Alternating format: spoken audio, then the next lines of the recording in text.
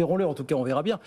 Non, on va parler de cette rencontre et évidemment de ce qui pourra ressortir avec André Le Pietri, qui est un de nos habitués, qui est en direct de Washington. Bonsoir André, merci d'être avec nous. Je rappelle que vous êtes président de JEDI, la Joint European Disruptive Initiative, qui œuvre depuis des années pour rapprocher recherche, entrepreneuriat en Europe, pour faire émerger toujours plus de projets innovants, voire une DARPA européenne.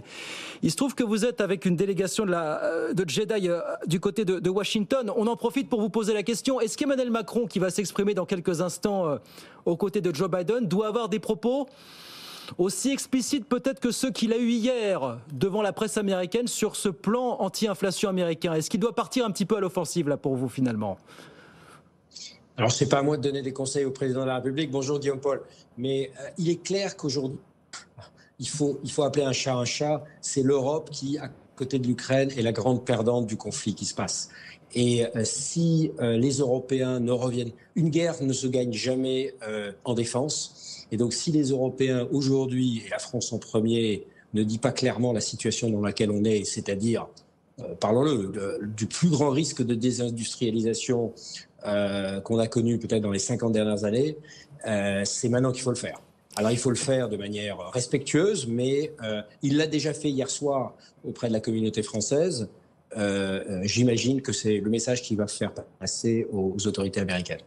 Mais ce plan, André, anti-inflation américain, donc on commence déjà à entendre que 10 millions d'euros d'investissements qui étaient prévus en Europe, finalement, sont supprimés parce qu'ils vont être redirigés vers les États-Unis. On comprend bien pourquoi. Mais on sait aussi que Joe Biden tient à cette relation transatlantique. Il sait que les Européens sont fâchés. Donc on peut s'attendre quand même, là, durant les annonces qu'il va faire avec le président Macron, à un geste de la part des États-Unis, non ?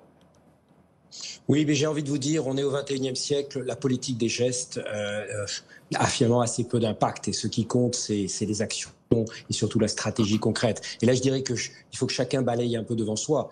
Quand on dit aujourd'hui que le plan américain de plusieurs centaines de milliards d'euros, le fameux Inflation Reduction Act, a pris tout le monde de surprise, mais c'est complètement faux. Ça fait 2 ans depuis que Biden est élu qu'il y a, alors il l'avait appelé le Build Back Better, donc reconstruire mieux, qui était d'ailleurs beaucoup plus important. Il a été coupé par le Congrès. Donc, il faut déjà que les Européens recommencent à apprendre une chose de base, qui est la prospective. Et la deuxième chose, il faut aussi arrêter à une certaine forme de naïveté. Je ne peux pas m'empêcher de penser que le fait que le président Biden qualifie la France à l'envi de plus vieil allié, je crois qu'il a dû le répéter entre 5 et 10 fois hier, ressemble beaucoup à la manière dont les Chinois ont endormi les Français pendant 25 ans en les remerciant d'avoir reconnu la République populaire de Chine en premier en 1964.